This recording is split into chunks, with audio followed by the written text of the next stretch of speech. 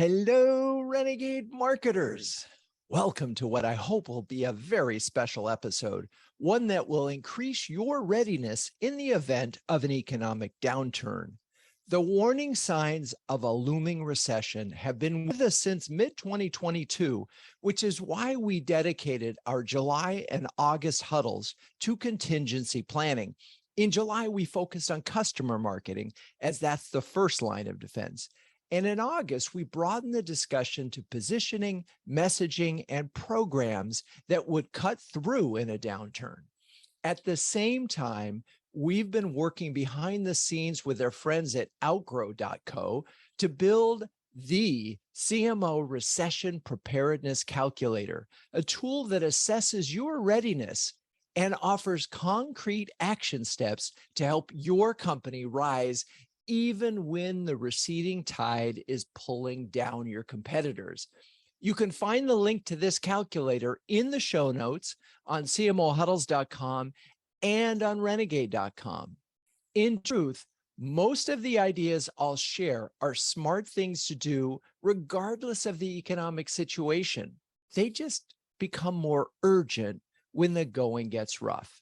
So let's get on with it. So, hey, Drew, what's up? It's been 19 weeks since our last Drew on Drew episode. Don't tell me you're going to talk about the book again. Nope. We're going to talk about how CMOs can prepare themselves for a recession. Oh, a recession. Well, aren't you, Debbie Downer? How can you even be sure there will be one? I mean, wasn't the U.S. unemployment rate at a 50-year low a few weeks back? Indeed, it was. And no, I don't have a crystal ball or reliable spidey senses. Let's just go with the Boy Scouts code of always being prepared, shall we? And I've had the benefit of 10 plus huddles in the last few months with CMOs on the subject of recession preparedness. The topic felt very relevant to them. So, get with the program. Fine. Break this down for me. How can CMOs prepare for recession that may or may not happen? Okay, we're going to put the answers into 4 buckets, all right? Essentialness, insulation, operations, and internal.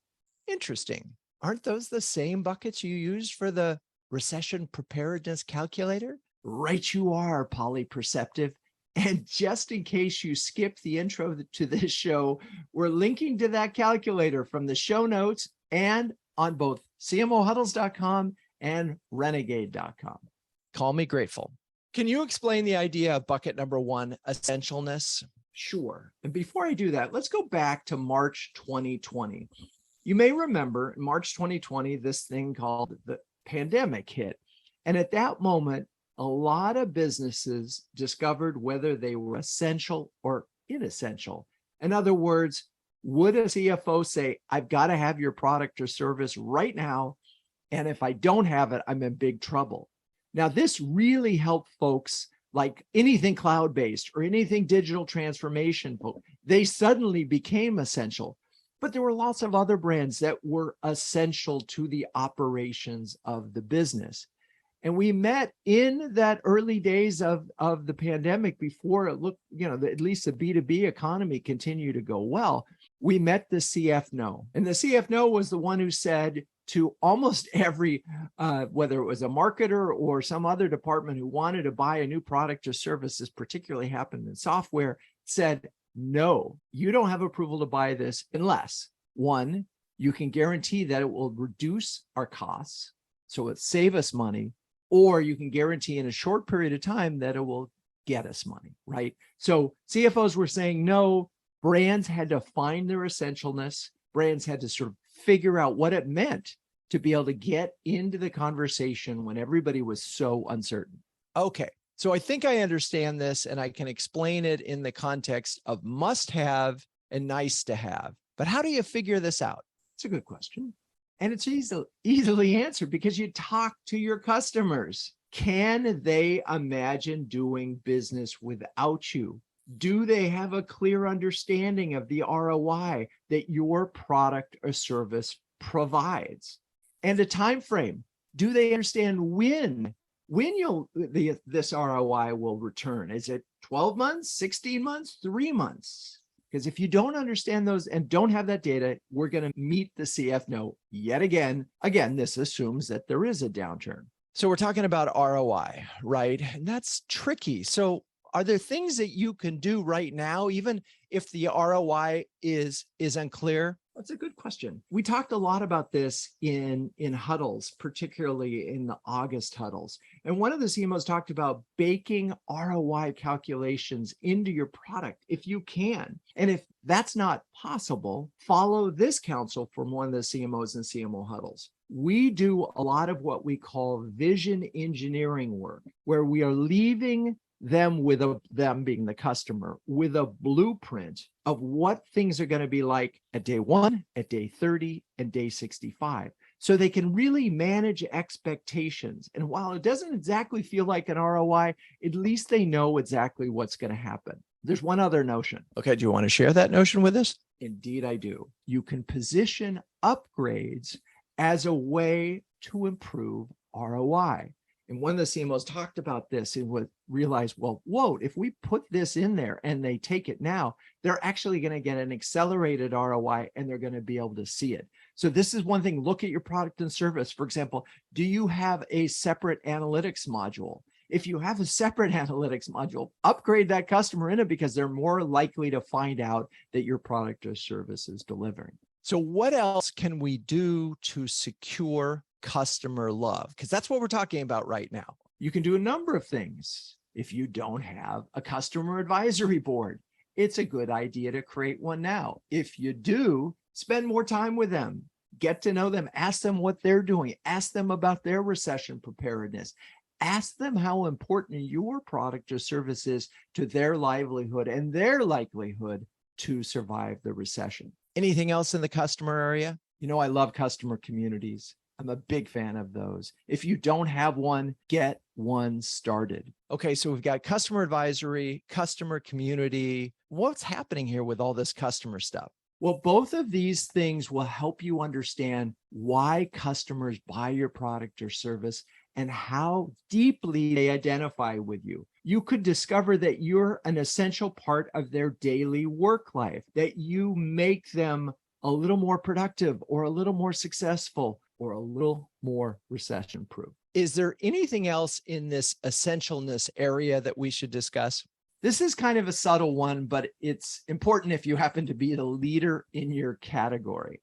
Well, why does that matter? I mean, that should just be an advantage at all times. Well, in recessions, buyers get even more risk averse and tend to pick category leaders. It's just easier to defend purchase decisions. No one wants to put their head on the block by taking a chance on an unknown brand, particularly when risk aversion is an issue. So being a leader may mean you need to redefine your category so that you're the leader at something, but make sure your customers know and your prospects know that buying you is not a risk in any way. Buying you is a certainty of outcome. Is there anything else in this essentialness bucket? Yeah, we're going to kind of wrap this up, but another way to know your essentialness is the degree to which your customers recommend you. And I'm not just talking about NPS, which is what they say they will do, but the actual referrals. And so in the calculator, you're going to see that we want to know what percentage of your customers actually refer you. That's a big number. That's one that you're going to be able to bank on. Okay, so let's move on from recession preparedness in essentialness to bucket number 2, which I know because I read ahead, is insulation. What are we talking about here? So insulation, we can go back to 2020, the beginning of the pandemic. A number of companies rediscovered customer marketing because they wanted to do, and these were really inspired.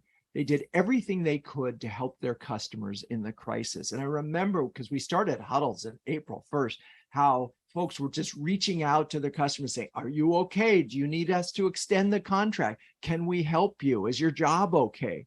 Those companies gained tremendous brand love and even grew their businesses. I'll never forget one CMO saying, the more we gave away, the more we got. So in a downturn, to the extent that your existing customers will stay loyal and potentially maybe even buy more, the less likely you, the CMO, are to face budget cuts.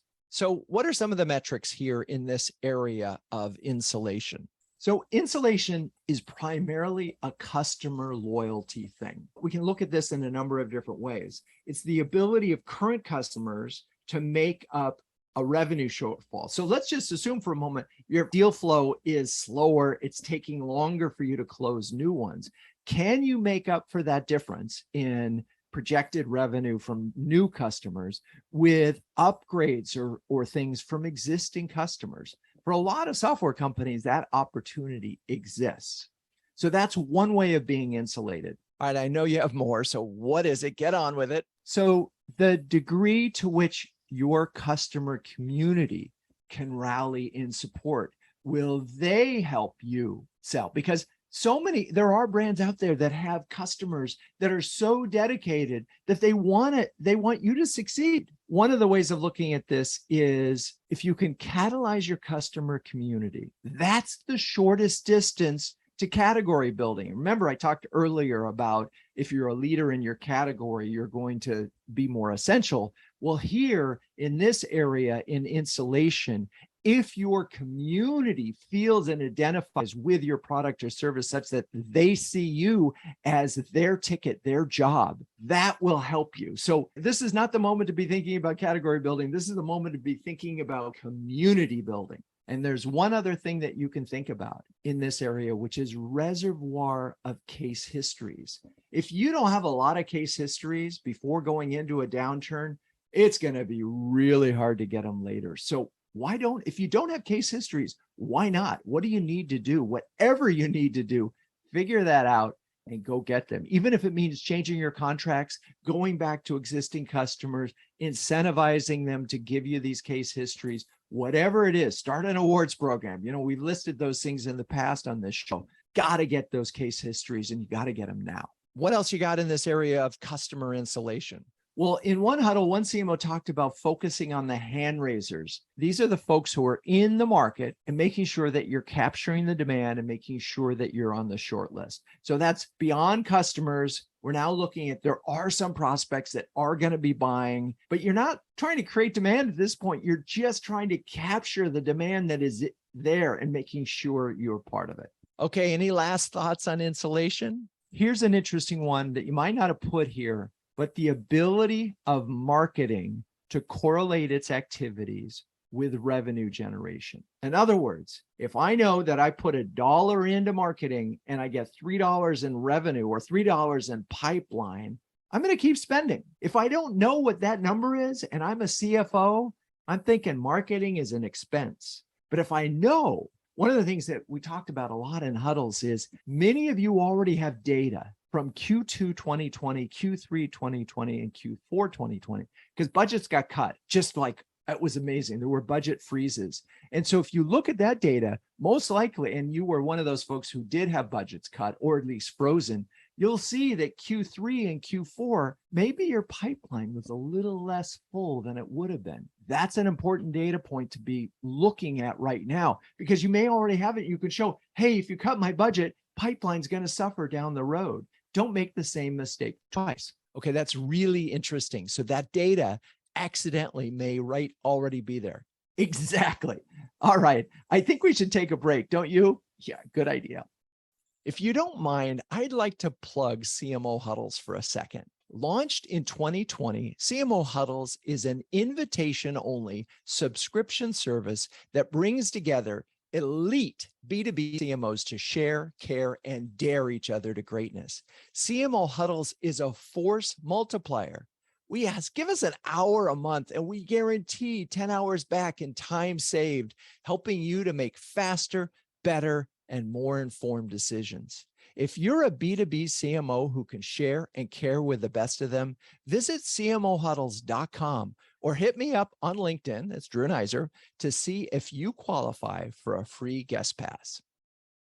So let's get back to the story here. We've covered two buckets, essentialness and insulation. What's the next bucket? Operations. Okay, so what are we talking about here? So in operations, we get into the how mechanically are you prepared for the recession? For example, number one, and this is a big one, do you have a predictive demand generation model that has been blessed? It's not enough that you have one, but has it been blessed by the CFO and the CEO and probably the CRO as well? What this means is you have a current understanding of your marketing budget and what cuts will have the biggest short-term impact and long-term impact. Okay, I lost you there for a second. Can you just sort of explain what we're talking about? So let's assume you have this predictive engine where $1 spent equals $3 a pipeline or some other thing like this. If that's the case, you're in pretty good shape, because suddenly the CEO says, or the CFO says, well, I got to cut your budget 10 or 20%. You say, well, okay, we got to cut pipeline 10 or 20%. And you know why? Because we've seen the direct correlation between marketing spend and output. This is the moment where if you've been living on MQLs, you're going to go down in flames. Wait, what? What are you talking about? So there are still a lot of marketers out there, probably not in Huddles, but in some other places, that look at MQLs and think of them as an important measurement for marketing success. Can I just share with you this conclusion? They are not. And even if they are a number that you can look at that will help you figure out what your sales accepted leads are, the last thing any CMO wants to do going into a recession is to fall down on their sword about MQLs, because that is not the same as revenue. And the CFO is thinking about revenue. Okay, I think you've made your point about MQLs not saving your job or protecting your budget. But what else you got? Assuming you've got the CFO and the CEO to agree on the model, but what if you don't have that? Well, frankly, you better be prepared to lose budget. But rather than just deal with the arbitrary where the CFO says, okay, we're cutting staff by 10%, that's really not going to help you at all because of the interdependence right now between your people, programs, and Martech spend. People, programs, and Martech. Those are sort of the three common buckets that you have. So wait, what do you mean interrelated?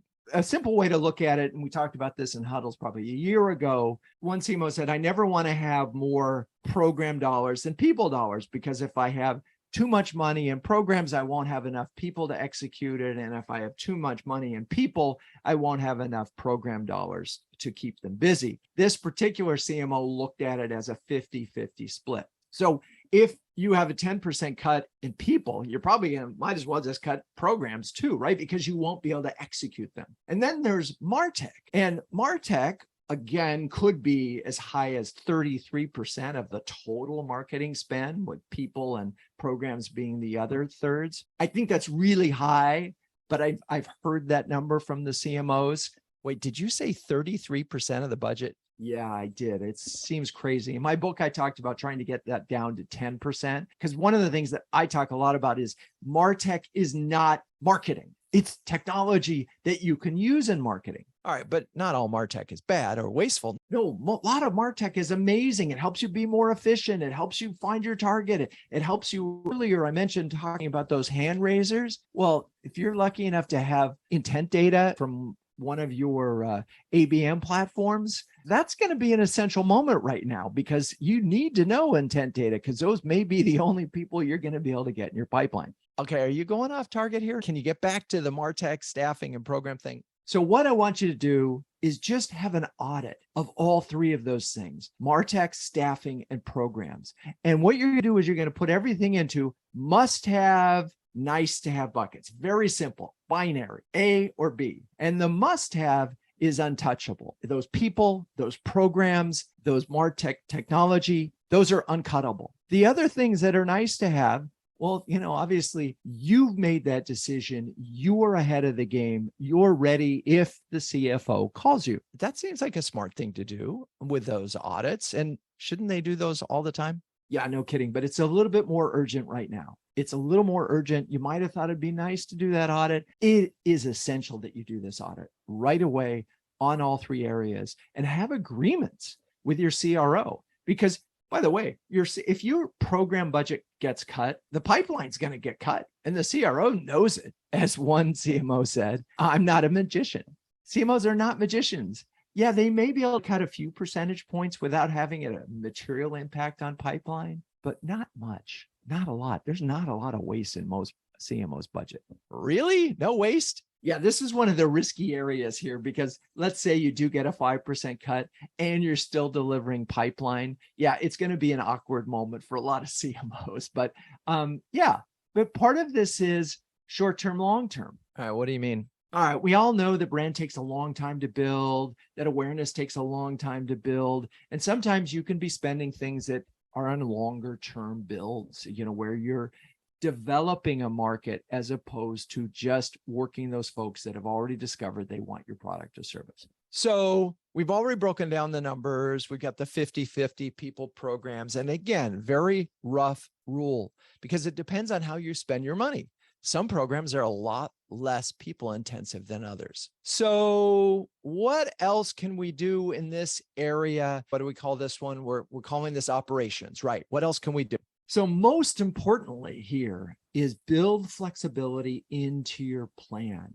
And one of the ways you do that, the easiest way to do this, and this is what's happening in real time, is avoid big event sponsorships.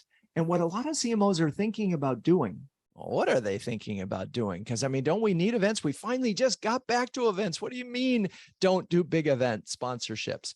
This is what the CMOs were talking about. They were talking about going rogue or going small. In my 4 decades as a marketer, I've never heard of a marketing budget going up when revenue goes down. It's like, Newton's fourth law. So the inevitability is inspiring CMOs to bake a maximum flexibility into their 2023 budgets. So events, which suddenly came up as a physical thing again, and we were excited about going to it, but they're looking at it and they're saying, well, maybe I can just send a couple salespeople. Maybe I can be there at a partner's booth. They call it going rogue and just hanging out, but not. And only salespeople who book 10 meetings or 25 meetings get to go. Some are even hiring freelancers while others are avoiding new marketing technology purchases. So what we're doing is we're baking flexibility into our budget by avoiding big budget commitments, maybe looking at freelancers,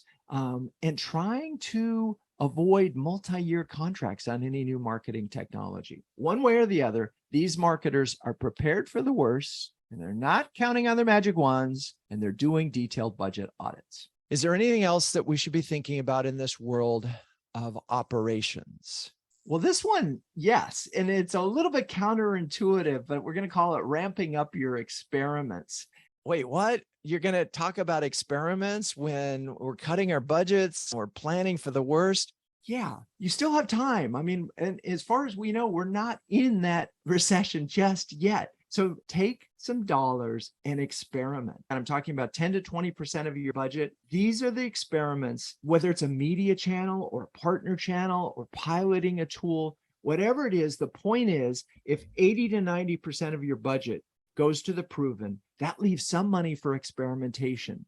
These experiments could help you when the going gets tough. And by the way, when you do these experiments, identify them, let your CFO know, and let them know what you're looking for the expected outcome is. So each test, share the results, even the bad ones. Anything else in this world of operations? Yes, indeed. One last thought, partnerships. I mentioned that earlier, but partnerships are going to be one of the ways that you can really stretch your dollars if things get tight. Now, of course, you should do this all the time, but if you haven't, because you've been running a, pretty smooth demand generation engine and you don't want to develop a partner program, I think you need to do that. You've got to look at that now, whether it's channel partners or co-marketing things, anything that will help you stretch the budget.